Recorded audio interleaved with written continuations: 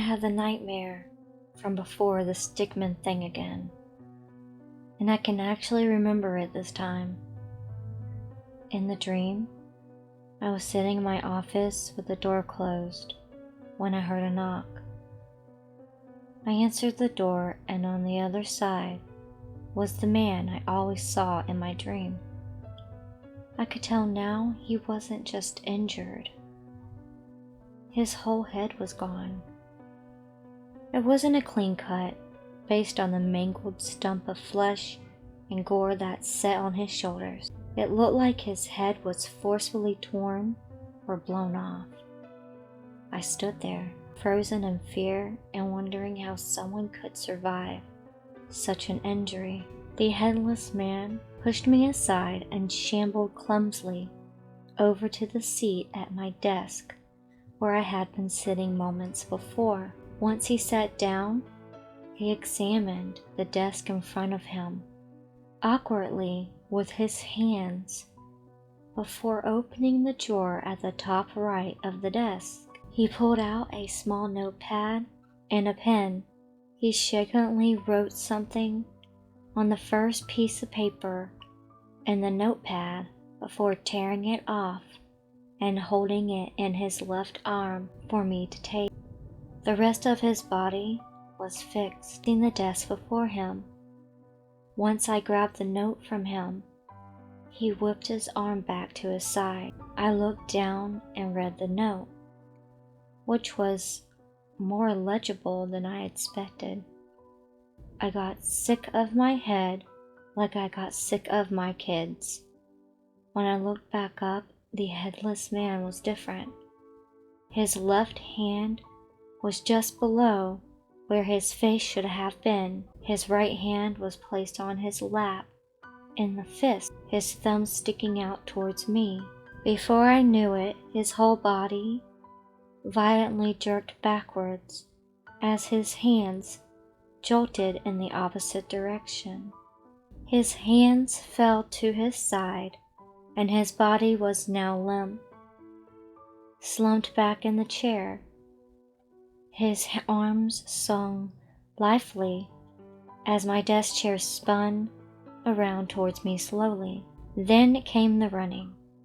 I ran out of my office and down my hall to Ellie's room, then Michael's room, and found 2 bleeding lumps lying under the covers in their bed. I was too scared to take the covers off. That's it. I don't know how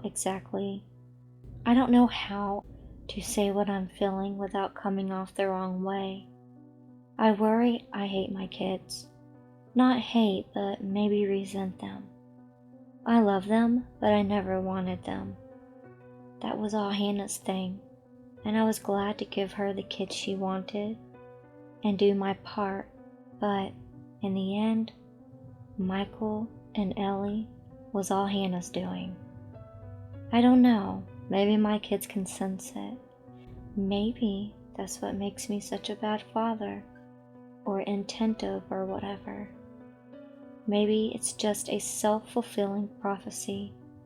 If you're worried at this point that I am going to hurt my children, you haven't been paying attention. But I just know I am part of the reason they're stuck in this world. Now I'm all that they have. I guess what I feel is guilt. I just know that I couldn't have ever felt them as a father if I never had them. Last night implies that she went into the woods some rainy night. It rained last night after dinner and the night I had my dream about Stickman. But the dry, flaky texture of the mud on her clothes makes me think she went out at least 5 days ago. I don't like being overbearing with my children. I try my best to respect their boundaries so that they can grow on their own. Regardless, I raided my daughter's room this morning while she and her brother went to their grandparents' house.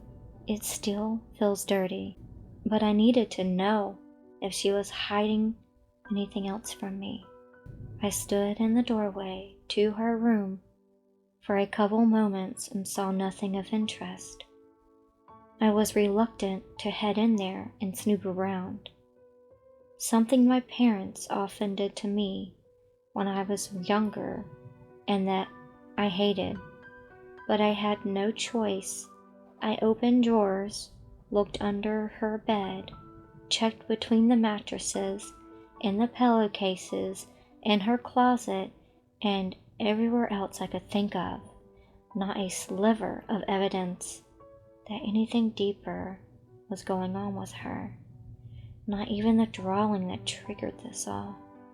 I felt like a paranoid asshole and made sure to try and leave the room the way I found it.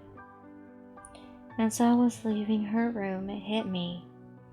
Ellie's closet. Ellie's closet has a crawl space in it. I noticed it when I toured the house years ago.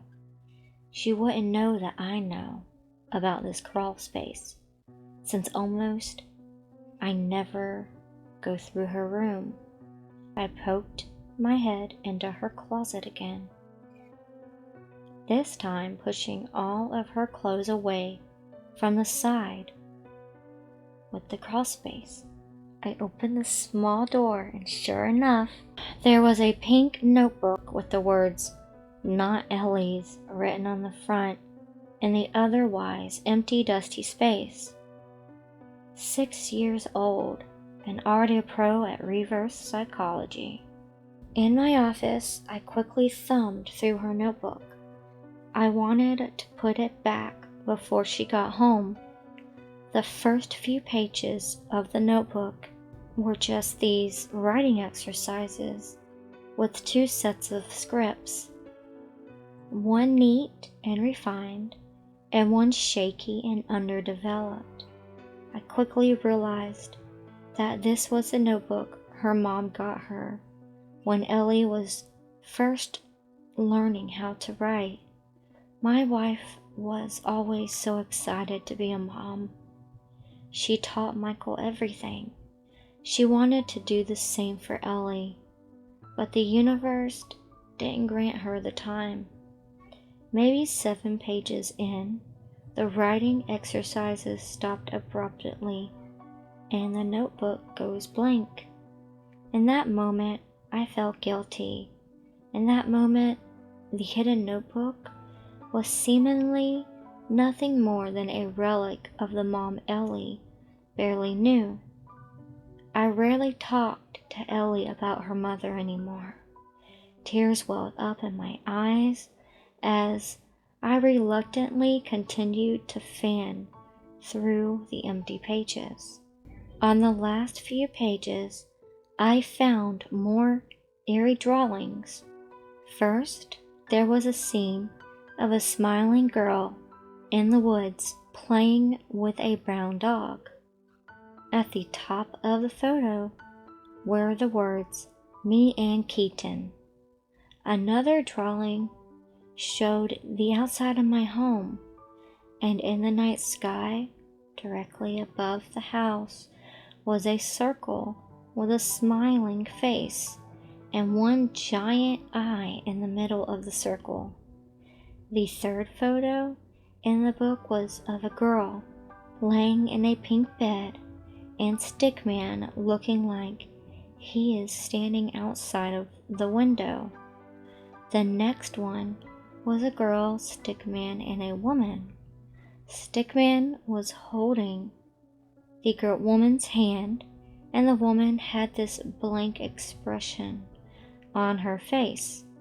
The last drawing in the book has a girl walking through the wooded area down the trail, with Stickman directly in front of her, as if he was leading her deeper into the woods.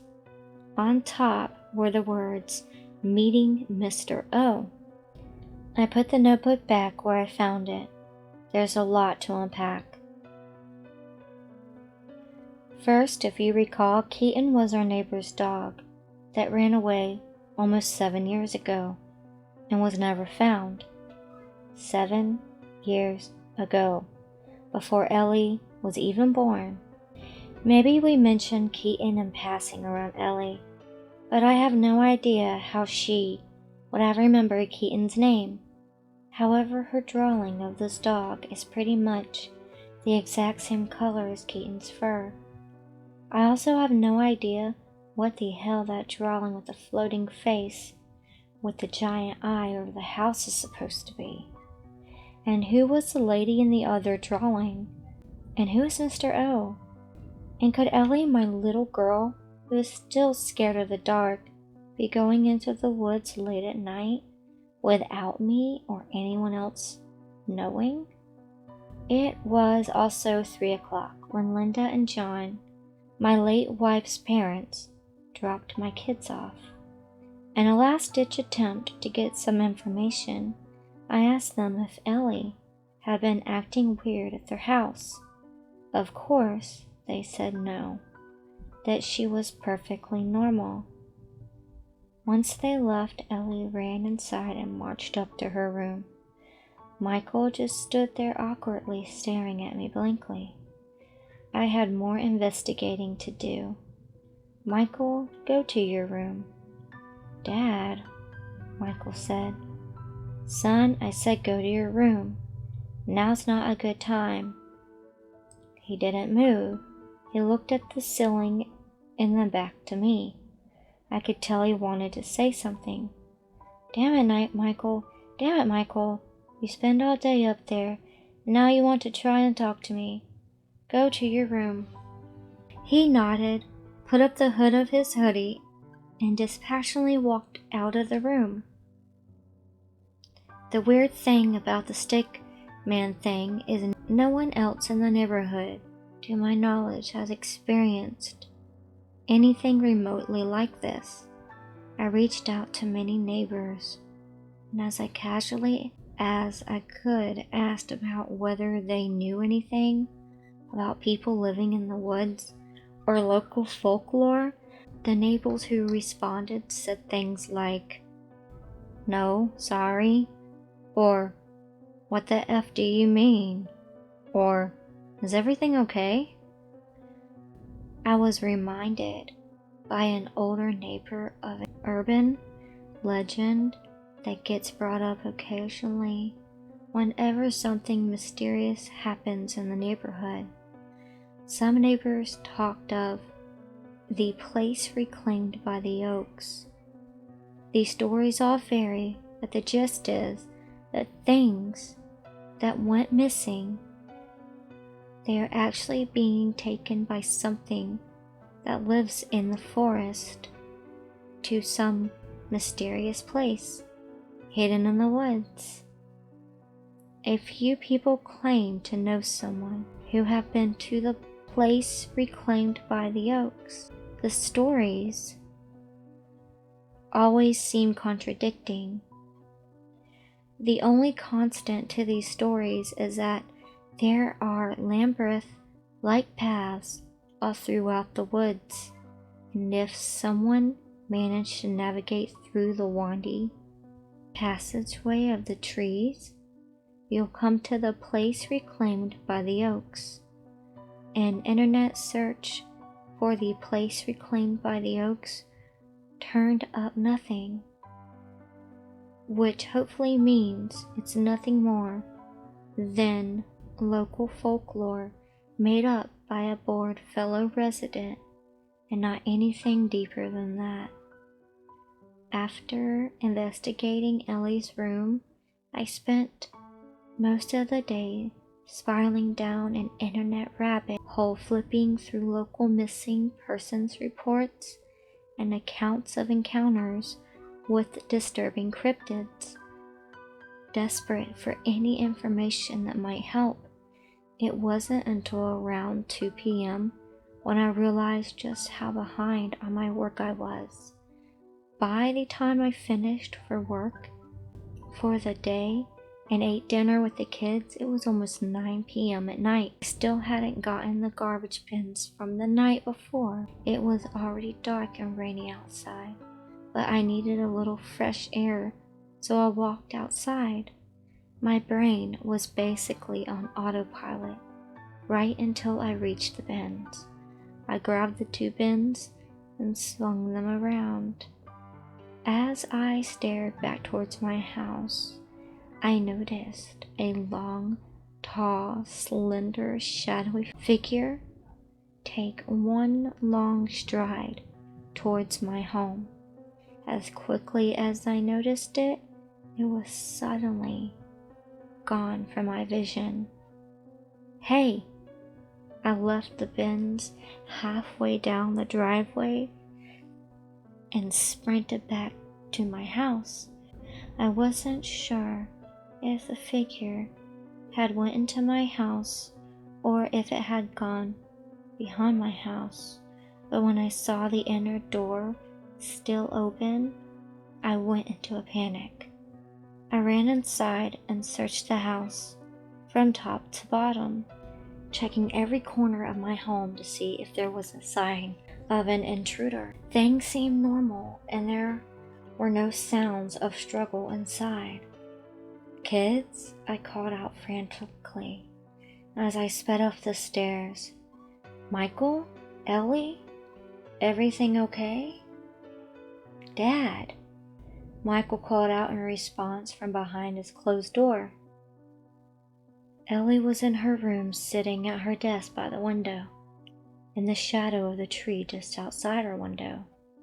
After the past couple of days, I had no interest in looking at her drawing. She was okay, just had to confirm Michael was okay too. "Michael," I said, shaking the locked handle. I started to bang on the door. Michael opened the door. After a few seconds, he unlocked the door and opened it just slightly. He poked his face in the small opening. "Dad, what the hell is wrong?"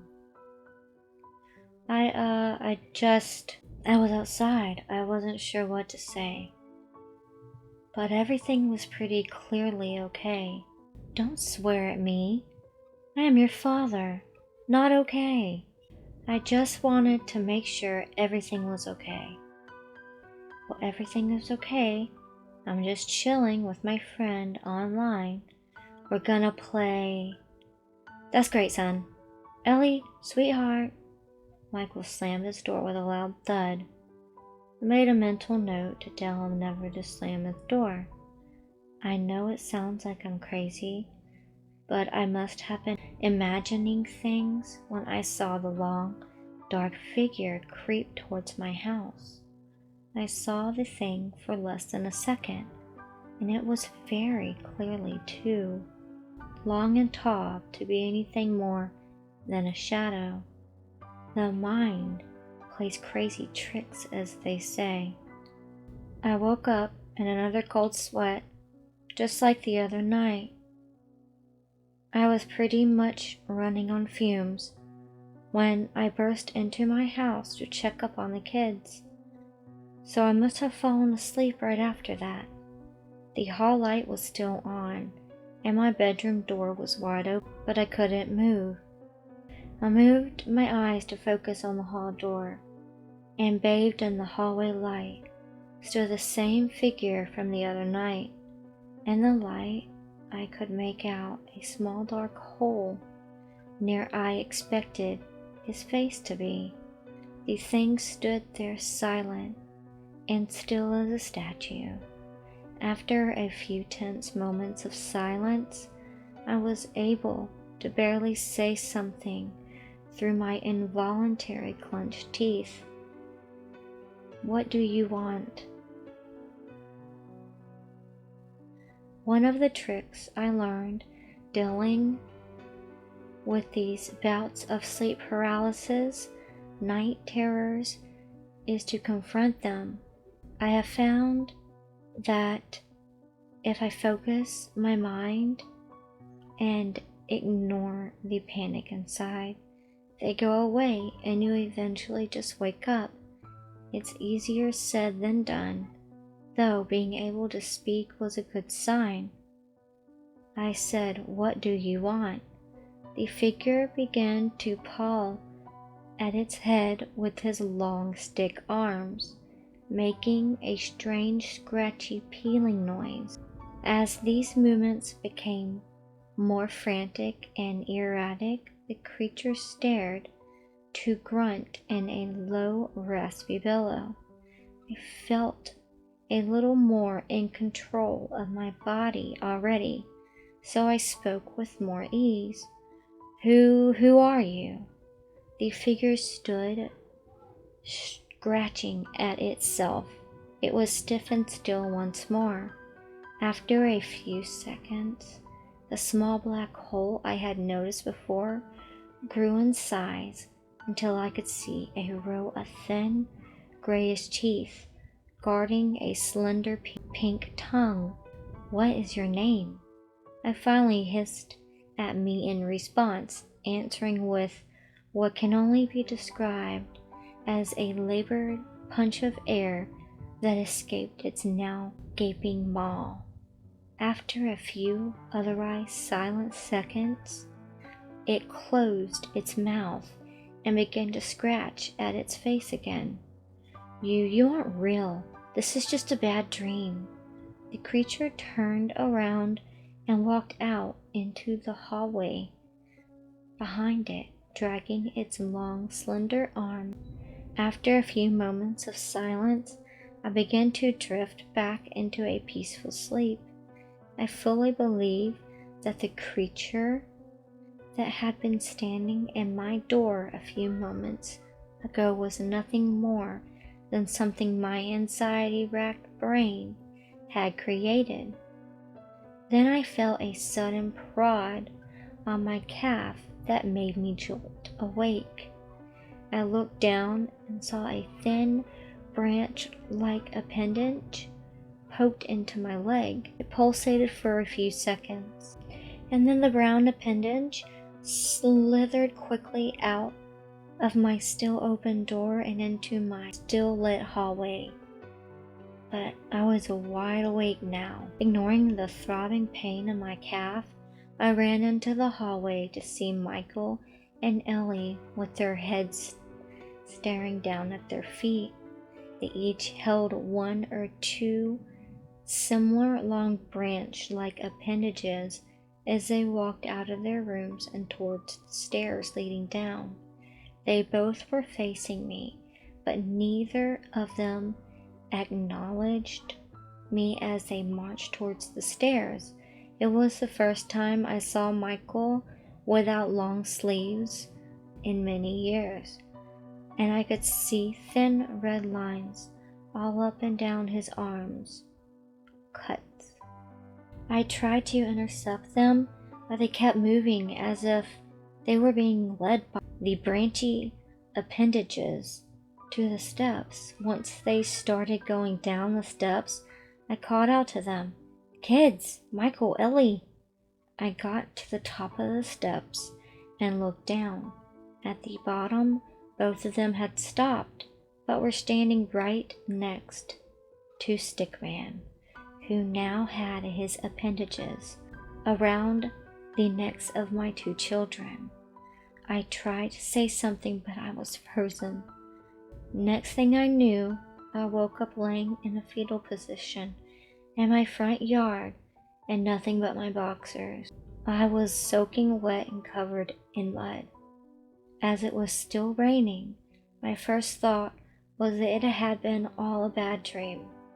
I tried to convince myself I had sleepwalked, but then I noticed a long red scratch running down the front of my calf, and I felt the pain from the night before.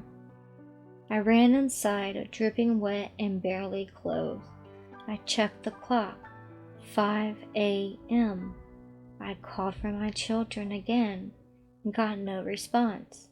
I looked in both of their rooms. I found unmade beds and clothes and papers strewn about the room, but no sign of Ellie and Michael. I might report this to the police later today.